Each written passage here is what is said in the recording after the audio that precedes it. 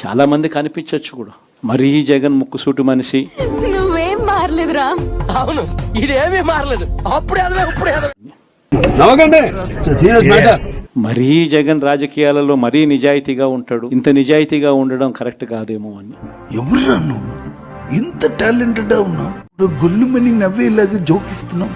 You are really a god gifted child. కానీ ఒకటే చెప్తాం, ఓడిపోయిన పర్వాలా. అధికారం కోసం అబద్ధాలు చెప్పడం, అధికారం కోసం మోసం చేయడం ధర్మం కాదనే.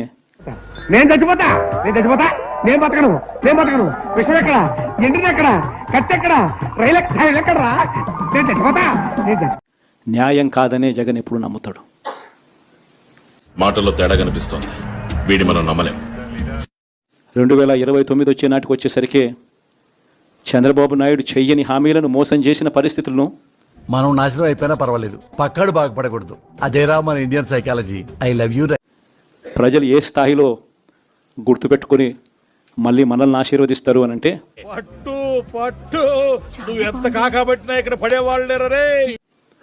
చంద్రబాబు నాయుడుకు సింగిల్ డిజిట్లలోనే నెంబర్స్ వచ్చే పరిస్థితి కూడా ఆ రోజు కూడా దూరంగా లేదు. ప్రజలు తిరస్కరించిన వాళ్ళు వీళ్ళు మాట్లాడటానికి రైట్స్ లేదు. సారీ.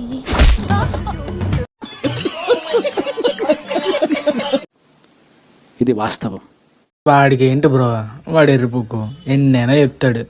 మరొక బ్రేకింగ్ చూస్తున్నాం. త్వరలోనే ఆంధ్రప్రదేశ్ మాజీ ముఖ్యమంత్రి, తెలుగు భాషలో నాకు నచ్చని ఒకే ఒక్క పదం, మాజీ ముఖ్యమంత్రి ప్రతిపక్ష నేత జగన్ ఓదార్పు యాత్ర చేసే ఆలోచనలో ఉన్నట్టుగా తెలుస్తోంది. మళ్ళీ మొదలెట్టారా? ప్రశాంతంగా ఉండనవర్రా? బతకనేరా మమ్మల్ని? వైసీపీ నేతల విస్తృత స్థాయి భేటీలో జగన్ ఈ కీలక నిర్ణయం తీసుకున్నట్టుగా తెలుస్తోంది. విచిత్రమైన కోరిక కలిగిందంటారు నీకు. మన కోరికలన్నీ అలాగే ఉంటాయండి. రాజకీయ దాడుల్లో గాయపడ్డ వారిని, అలాగే వైసీపీ ఓటమిని జీర్ణించుకోలేక బాధలో చనిపోయిన వారి కుటుంబాలను జగన్ ఈ ఓదార్పు యాత్రలో పరామర్శించబోతున్నట్టుగా తెలుస్తోంది.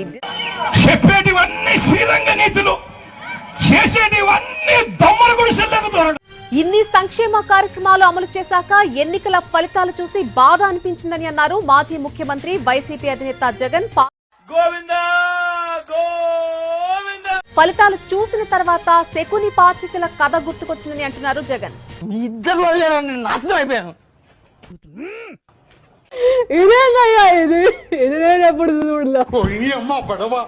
ఇలాంటి పరిస్థితుల్లో శ్రీకృష్ణుడు తోడున్న పాండవులు ఓడిపోతారన్నారు జగన్.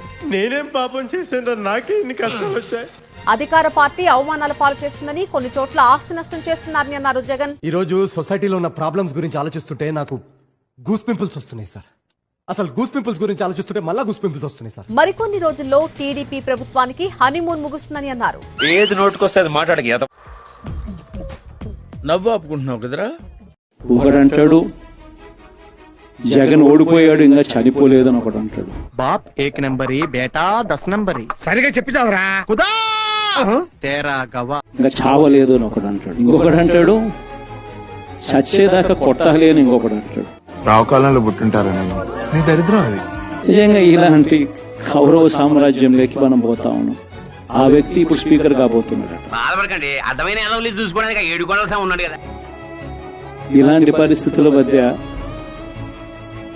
ఆ కౌరవ సామ్రాజ్యంలో అసెంబ్లీలో ఏదో మనం చేయగలుగుతామని చెప్పి నాకైతే నమ్మకం లేదు. కానీ మిమ్మల్ని ఎక్కడో చూసినట్టుందండి. అధ్యక్ష, వాళ్ళు 22 ఉన్నారు అధ్యక్ష. మా వాళ్ళు ఇక్కడ 150 మంది ఉన్నారు అధ్యక్ష. మా వాళ్ళు ఒక్కసారి లేచినారు అంటే వాళ్ళు ఎవరు కూడా తన స్థానాల్లో కూడా కూర్చోవడం అని చెప్పి దీనికి మీరు ఏమంటారు సార్? ఇదొక హఠాత్ పరిణామం, ఎవరు ఊహించినటువంటిది. మనలో ఏ ఒక్కరైనా కూడా తలెత్తుకొని తిరిగే విధంగానే పాలన సాగింది.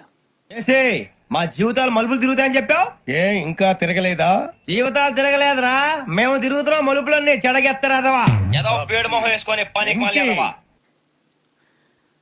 రాష్ట్ర చరిత్రలో ఎప్పుడు జరగని విధంగా ఏకంగా 99% మేనిఫెస్టోలో చెప్పిన హామీలను అమలు చేసి, అలాంటివి మీరు మాట్లాడితే కామెడీగా ఉంటుందా? ఇంతవరకు రాష్ట్ర చరిత్రలో ఎప్పుడూ కూడా ఒక మేనిఫెస్టోని ఇంత సీరియస్గా ఎవరు తీసుకున్న పరిస్థితులు ఎప్పుడూ లేవు. సినమాట తప్పితే ఓటు వేయొద్దని చెప్పిన దమ్మున్నడు జగన్. జనరల్ గా చెప్పాను రా. నేను సీరియస్ గా తీసుకున్నాను. ఆ నెల వచ్చేసరికి ఆ బటన్ నొక్కడం. చివరికి ఏం జరిగింది? పైన దేవుడు ఉన్నాడు, ప్రజలు ఉన్నారు. దేవుడు ప్రజలు ఏ స్థాయిలో గువ్వ గుయ్యి అనిపించే మాదిరిగా కొట్టారు అన్నది